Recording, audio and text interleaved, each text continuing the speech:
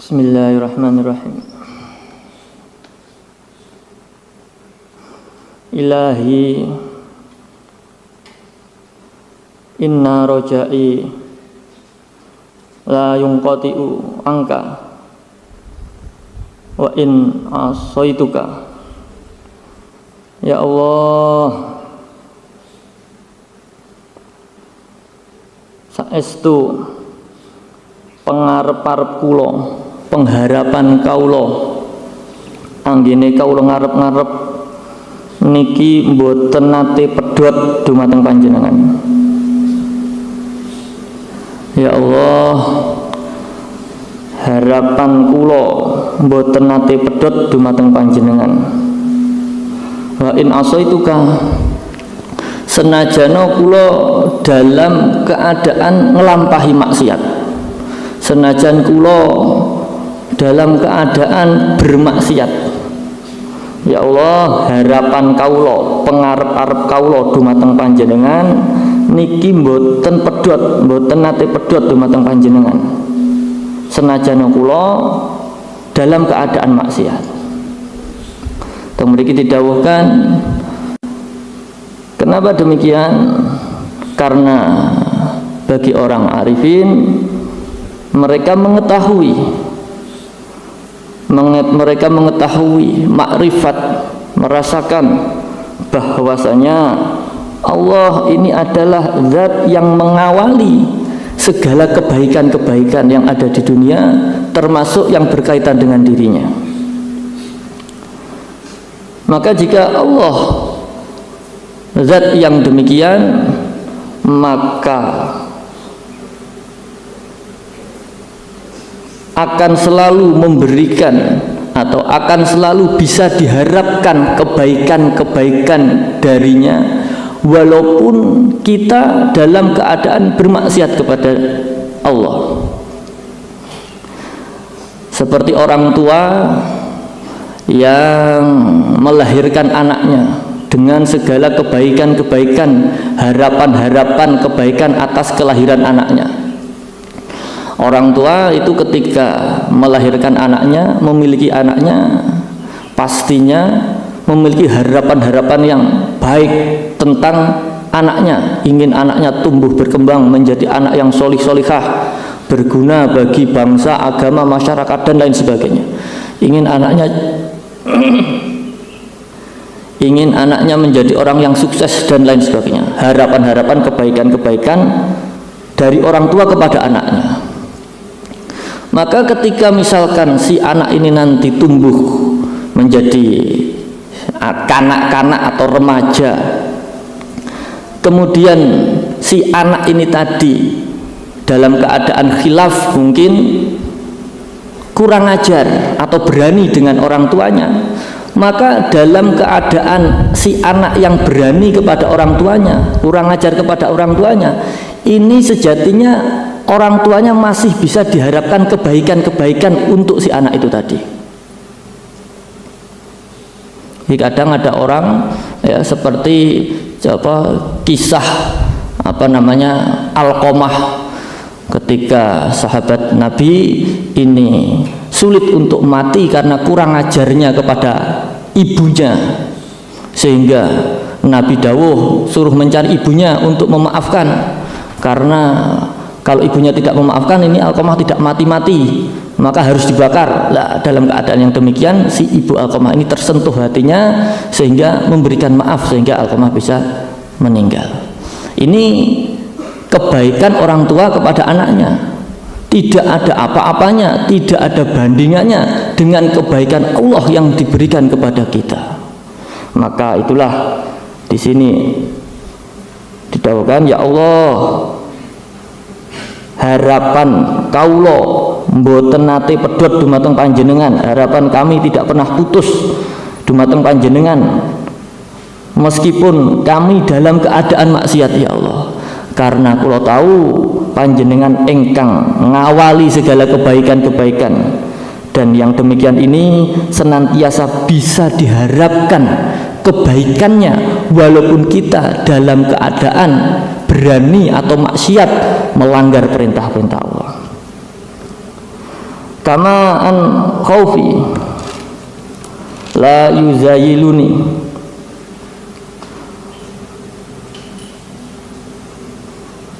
sebagaimana juga rasa wedi kaula, rasa takut kami tidak pernah hilang dari diri kami, tidak pernah terpisah dari diri kami. Wa in ata'tuka, meskipun kami dalam keadaan taat dumateng panjenengan.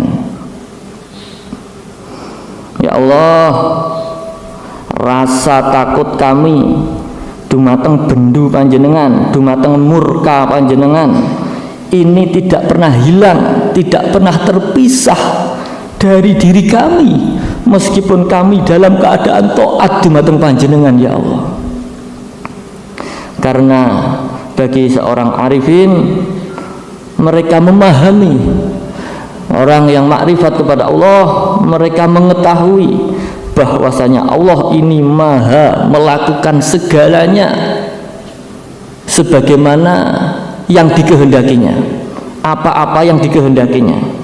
Maka ketaatan kita kepada Allah ini tidak bisa mengekang atau membatasi apa yang dikehendaki Allah.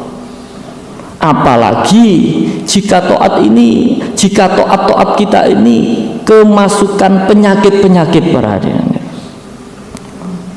Meskipun taat kita ini katakanlah murni 100%, bisa lillah dan billah, kita sholat lillah dan billah, kita berpuasa lillah dan billah, dan ketaatan-ketaatan yang lain kita bisa lillah dan billah murni 100%, ini pun tidak menjamin Allah tidak murka kepada kita, ini pun tidak menjamin Allah ridho kepada kita.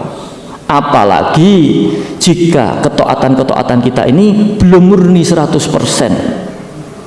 apalagi jika ketaatan kita ini masih kecampuran penyakit-penyakit hati, ujub, riya, takabur dan lain sebagainya. Istilah wahidiyah lin nafsi bin nafsi. Maka ibarat emas 24 karat ini, jika kita berada di tengah-tengah hutan, ya tidak ada harganya, padahal emas 24 karat, apalagi emasnya kecampuran tidak 24 karat. Seperti cerita Mbah Ma'ruf, ya, Mbah Ma'ruf ketika Riyadhah Tirakat di Madura ini, beliau berjalan bersama sahabatnya, yang kebetulan sahabatnya ini memiliki harta yang cukup banyak.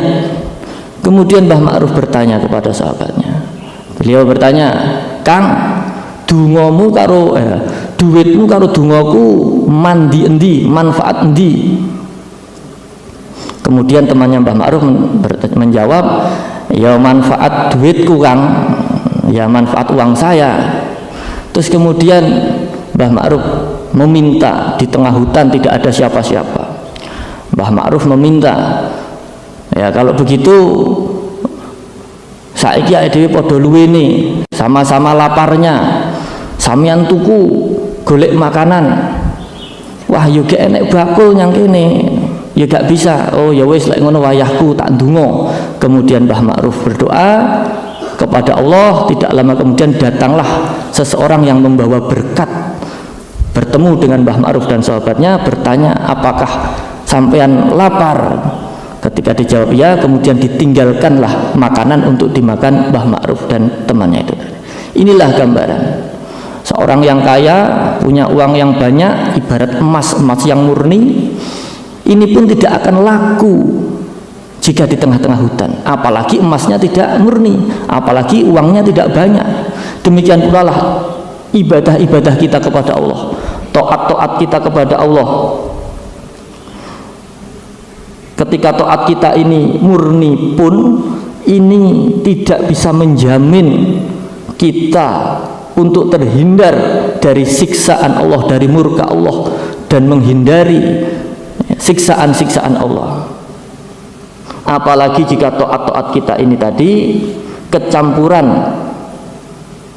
tidak lillah billah tetapi lin nafsi bin nafsi, maka jauh tidak bisa menjadikan jaminan atas taat-taat kita, dengan taat-taat kita atas keselamatan kita. Maka itu didawuhkan, ya Allah, ketakutan kula ini tidak pernah lepas dari diri kula senajan kawula tansah, senajan kawula dalam keadaan taat dumateng panjenengan. Jadi walaupun kita sedang sholat, beribadah, bermusyahadah, maka kita juga harus introspeksi apakah betul-betul taat kita ini lillah billah. Jangan-jangan ini hanya linafsi binasi, yang mana kita justru terlena.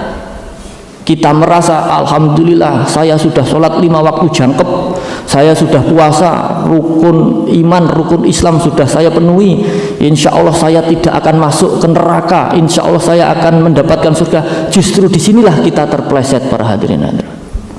Seorang yang makrifat ini justru di dalam ketaatan-ketaatannya ia senantiasa diliputi rasa takut dan cemas kepada Allah, karena semua yang dilakukan ini tidak bisa menjamin dirinya selamat dunia dan akhirat. Maka itu para ulama arifin, ahli marifat mendawuhkan bahwasanya tempat munculnya rasa takut dan rasa harap seorang hamba kepada Allah ini muncul dari seseorang ini tadi melihat sifat-sifat Allah yang memiliki sifat menakutkan dan bisa diharapkan. Allah memiliki sifat yang menakutkan, Allah memiliki sifat-sifat yang bisa diharapkan. Dan dari sifat-sifat inilah muncul rasa dalam diri seorang hamba, sehingga seorang hamba muncul rasa takut dan harap kepada Allah Subhanahu wa Ta'ala. Meskipun sifat-sifat Allah ini, kedua sifat Allah ini yang menakutkan dan yang bisa diharapkan ini, sebagaimana sifat-sifat Allah yang lain, ini tidak ada bedanya, semua sama saja. Sifat-sifat Allah ini tidak ada bedanya, semua sama saja. Jika kemudian kita seakan-akan memiliki rasa, wah sifat Allah yang ini menakutkan, saya harus menghindari. Oh sifat Allah yang ini mengenakkan, bisa diharapkan, maka saya harus kejar. Ini karena nakisnya, karena kurangnya penglihatan kita, penilaian kita di dalam melihat sifat-sifat Allah. Singkat kata, ini karena kita masih dikuasai linafsi binafsi. Seperti Allah dawuh bahwasanya manusia ini sama saja di hadapan Allah, tidak ada bedanya. Baik yang kaya, miskin, sehat, sakit, pintar, bodoh, dan lain sebagainya, semua sama saja. Yang membedakan adalah ketaatan dan ketakwaan dirinya kepada Allah. Maka jika seseorang ini telah mencapai makrifat, melaksanakan taat, maka ia bisa melihat dengan lillah dan billah. Maka jika seseorang sudah lillah billah, semuanya sama saja. Seseorang yang telah makrifat, semuanya sama saja. Seseorang yang telah makrifat ini ketika mendapatkan rizki dari Allah, bukannya senang-senang, hura-hura, euforia, tetapi justru takut kepada Allah. Ya Allah, kula panjenengan paringi harta yang sedemikian rupa, lalu kados pundi menawi kula mboten saged mempertanggungjawabkan amanah panjenengan iki, justru takut. Sebaliknya, orang yang makrifat ketika mendapatkan cobaan dari Allah, diberi sakit, usahanya diberi jatuh, rugi dan lain sebagainya, mereka tidak bersedih berlarut-larut bahkan sampai menggerutu kepada Allah, tetapi justru muncul rasa syukur kepada Allah. Alhamdulillah ya Allah, mas kula tasik panjenengan paringi rasa-rasa kerugian-kerugian duniawi semacam ini hingga kula mboten terlena, sehingga kula mboten meninggalkan panjenengan. Sehingga dengan demikian sifat-sifat Allah ini sesungguhnya sama saja, semua sama saja. Yang menjadikan kita melihat satu dengan yang lainnya ini enak dan tidak enak, Ini adalah karena nafsu kita, karena sifat-sifat Allah ini tidak sesuai dengan nafsu kita, sehingga muncul asumsi, muncul pemikiran dalam pemikiran kita bahwasanya oh sifat Allah yang ini enak, yang ini tidak enak, dan lain sebagainya. Maka bagi orang arifin sifat-sifat Allah ini sama saja. Maka didhawuhkan ketakutan yang sempurna, seseorang yang takut akan sifat-sifat Allah, seseorang yang takut akan ancaman-ancaman Allah, akan bendune Allah, akan murkanya Allah, seseorang yang takut demikian ini, rasa takutnya akan sempurna jika dibarengi dengan amal-amal ketaatan kepada Allah. Jika seseorang mengaku takut kepada Allah, saya takut kepada Allah, takut nerakanya Allah, tetapi tidak dibarengi dengan ketaatan kepada Allah, maka ini tidak sempurna, bahkan palsu para hadirin. Seperti kita kepada orang tua kita mengaku segan, kita mengaku hormat, kita mengaku takut kepada orang tua kita, tetapi kita tidak melaksanakan perintah-perintah orang tua kita. Ini taat kita kepada orang tua kita tidak sempurna, bahkan palsu para hadirin. Demikian pula kita kepada beliau Kanjeng Rama para hadirin hadirat. Selama ini kita niat derek, niat makmum, mengaku-ngaku jadi murid beliau.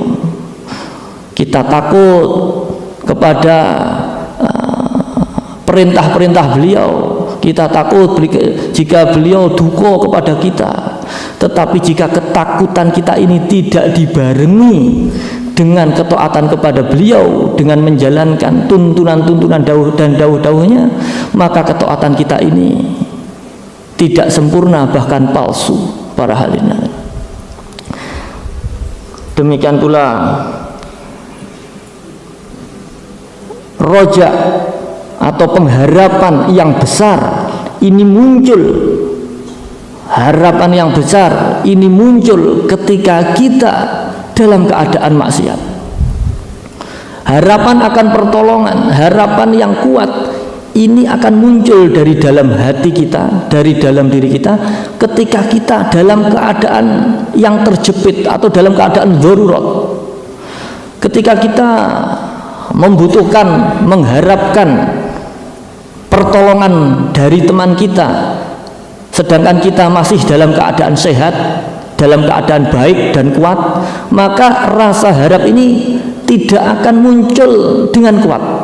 Ya, saya minta ditolong, tapi kalau toh tidak ditolong, ya tidak apa-apa, saya tak menahan. Ini tandanya rasa harapnya belum begitu kuat. Tetapi jika seseorang ini tenggelam di sungai berantas misalkan, dia kedelep tidak bisa renang atau kakinya kram, kemudian dia rojak mengharap akan bantuan orang-orang yang ada di sekitarnya untuk menolong, inilah harapan yang paling kuat dari seseorang atas sebuah pertolongan. Karena jika tidak ditolong, ia bisa mati tenggelam seketika. Demikian pula lah kita, harapan-harapan kita kepada Allah.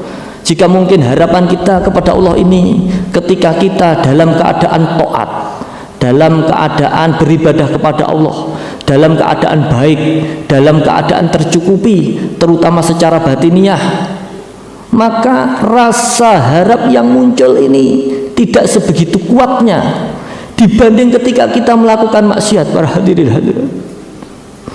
Maka untuk itu, ketika kita mungkin oleh Allah dicoba, diuji, sehingga kita tidak bisa menghindari melakukan sesuatu yang dilarang oleh Allah, yang tidak diridhoi oleh Allah. Ketika kita diuji tidak bisa menghindari melakukan perbuatan-perbuatan maksiat, disitulah seharusnya muncul rasa pengharapan yang betul-betul sungguh-sungguh akan maghfirah, fadl dari Allah, supaya kita diselamatkan, sehingga kita tidak berlarut-larut dalam keadaan maksiat-maksiat kita para hadirin hadirat. Untuk itulah terkadang ujian yang paling berat itu adalah ketika seorang hamba diuji dalam keadaan taat para hadirin hadirat. Ujian yang paling berat itu adalah ketika seorang hamba diuji, sholat 5 waktu jangkep, puasanya jangkep, semua tampak sempurna secara lahiriah. Tetapi jika tidak waspada, jika tidak tumbuh rasa khauf di dalam hatinya, takut di dalam hatinya, justru ia merasa keakuannya muncul. Aku sudah bisa beribadah, aku sudah bisa ini, aku tidak akan masuk neraka, aku pasti akan masuk surga. Inilah yang justru rawan sekali menjadikan terpeleset kita, para hadirin. Namun sebaliknya, jika kita dalam keadaan yang tidak baik, dalam keadaan tidak taat, dalam keadaan maksiat, kita jangan pernah putus asa sedikit pun, para hadirin. Justru disitulah muncul rasa harap yang sangat kuat akan pertolongan dari Allah.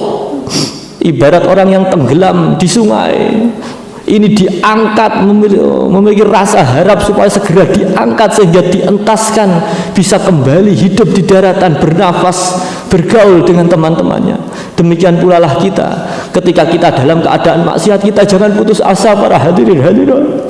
Kita mohon maghfirah Allah Subhanahu wa taala. Kita mohon syafaat beliau Rasulullah sallallahu alaihi wasallam. Kita mohon nadrah barokah beliau ghusi hadza zaman, para hadirin. Mari pengamal selawat wahidiyah kita yang masih belum sempurna, jauh dari sempurna, senantiasa dikuasai hawa nafsu. Kita setiap hari berdosa, melakukan maksiat-maksiat. Kita jangan putus asa. Kita mohon jangkungan doa restu dari beliau Mbah Yai. Kita mohon jangkungan doa restu dari beliau Kanjeng Rama. Kita matur duh Kanjeng Rama, kula pengamal wahidiyah ngaku-ngaku nderek panjenengan, ning kula tasih senantiasa dikuasai hawa nafsu kula Kanjeng Rama. Saestu niki jika mboten panjenengan tolong, jika mboten panjenengan angkat dari lumpur-lumpur niki, kula akan mati dalam keadaan tidak iman kepada Allah, para duh Kanjeng Rama. Mari para hadirin Al-Fatihah.